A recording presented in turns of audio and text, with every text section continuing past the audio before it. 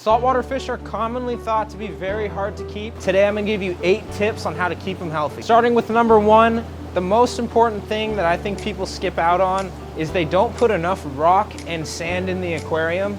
This is the foundation of the biological filtration in your tank. For the proper biological balance, we recommend about 1 pound per gallon of both rock and sand in your aquarium. Aside from the biological benefits on the aquarium, it also provides enough hiding places for your fish, especially if you're trying to keep more aggressive fish. They need to have places to get away from each other. Now we're on to number 2, which is the nitrogen cycle. We touched a little bit on it when we talked about biological filtration with the rock and sand, but we're gonna get into more details here. The nitrogen cycle has 3 stages.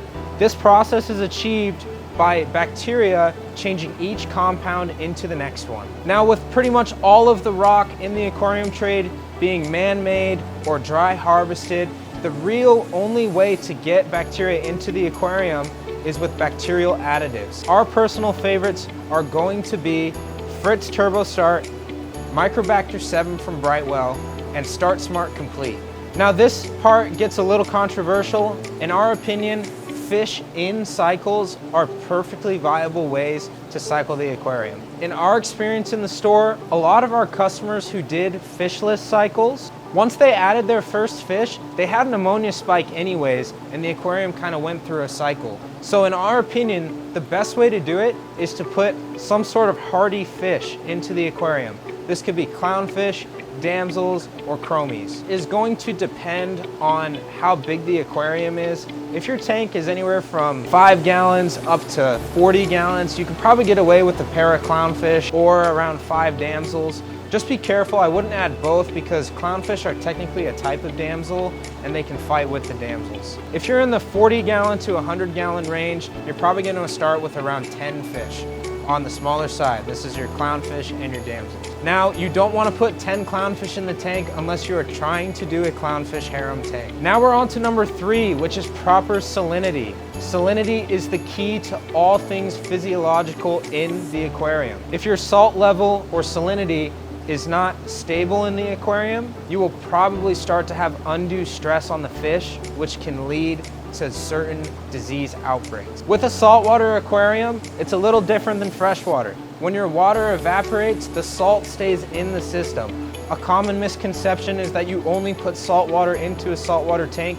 If you do that when the water evaporates, the salt level will get way too high in the aquarium. So what you need to do is you need to top off the aquarium with RO water. You can try to remember to do that manually every day, but auto top-off units are readily available these days and actually aren't too expensive for the benefits they provide. The 4th tip we're gonna move into, and the one people kind of get caught up on, is filtration. There are 3 main umbrellas of filtration: mechanical, chemical, and biological. We already talked about biological, so there's not a whole lot to say on it other than getting that cycle started and possibly adding some sort of bioreactor to the system. We can get more into that on another video, or adding ceramic media into the system. For chemical filtration, that's gonna be things like carbon, nitrate reducers, and phosphate reducers.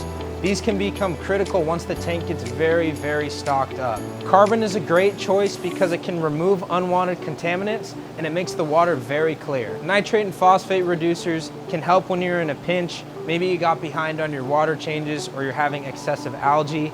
They can strip out all the food for the algae, which is nitrate and phosphate. Mechanical filtration is going to be things like your protein skimmer, filter socks, filter roller mat, and your UV sterilizer. For us, we've used all of these, but the ones we recommend on nearly every system is going to be a protein skimmer and a UV sterilizer. Protein skimmers have 2 major functions. The first is going to be removing waste from the system.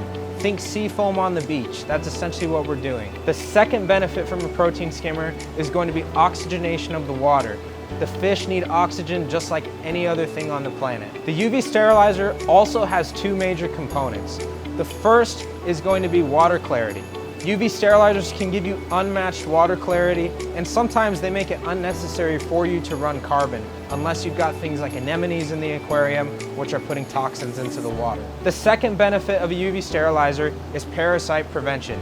If you get the proper flow rate in your UV sterilizer, It can help you fight off disease spreading in your aquarium. And as a bonus, one of the best forms of filtration is yourself. We recommend that you do a 10% water change every single week. And if you've got a heavily stocked tank, 20% water change is totally fine. Water changes not only remove waste, they also replace essential trace elements in reef aquarium. Coming in at number 5 is nutrition. Fish are no different than humans. They have special dietary needs. We recommend that you feed a nice blend of frozen foods and pellet foods. The reason for this is that frozen foods help to keep the fish's digestive tract moving. It gives them some of the natural fibers in the shrimps. Feeding pellet foods allows you to get complete nutrition of the fish. In the wild, all fish do is they eat and they poop. That's kind of hard to do in an aquarium without getting insane nutrient levels. So pellet foods can help you achieve that goal. We like sinking pellets because they usually get either fully eaten up or they get to the bottom and your cleanup crew takes care of it.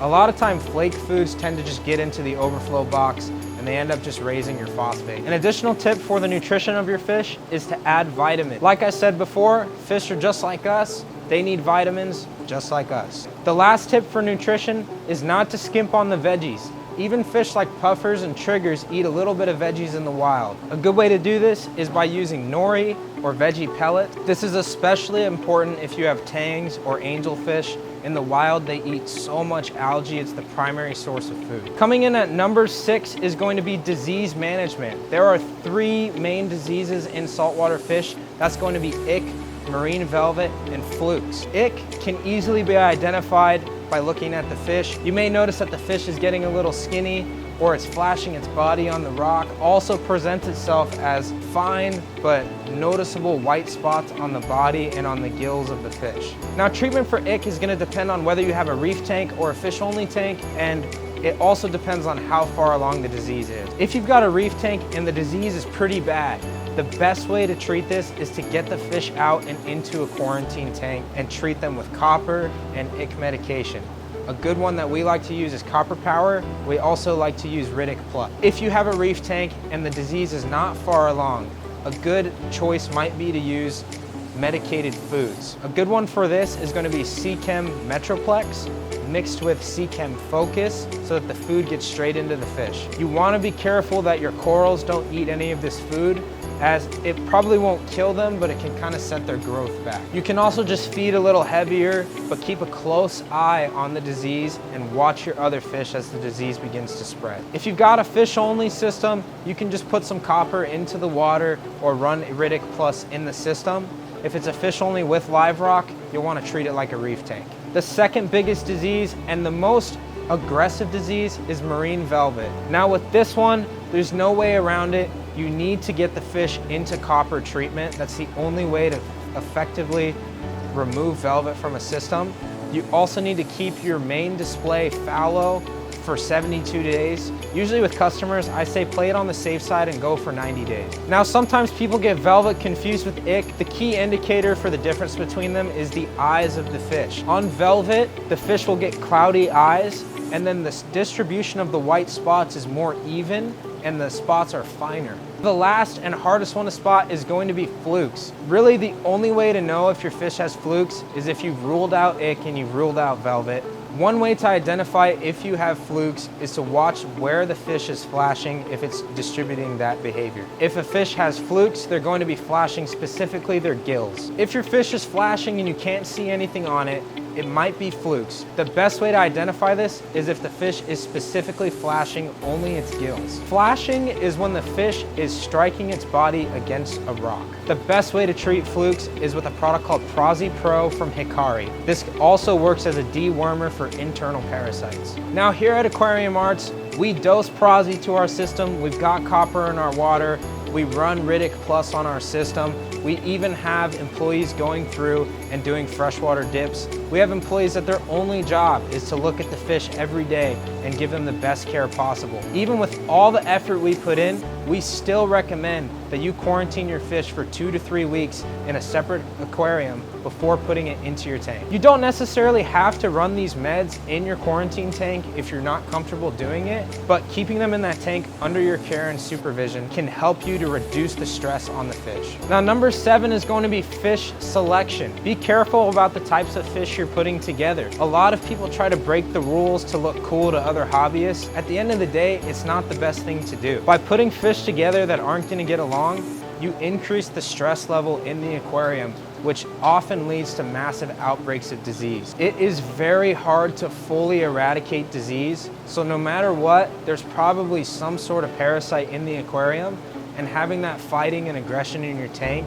is just a recipe for disaster. Now, the last tip we have for you guys is consistency. You can do all of these things good for 9 years and then decide not to do it one time, and the next thing you know, you've got outbreaks in your tank. The best thing to do is to have a scheduled regimen for taking care of your aquarium. Thanks so much for watching our saltwater guide.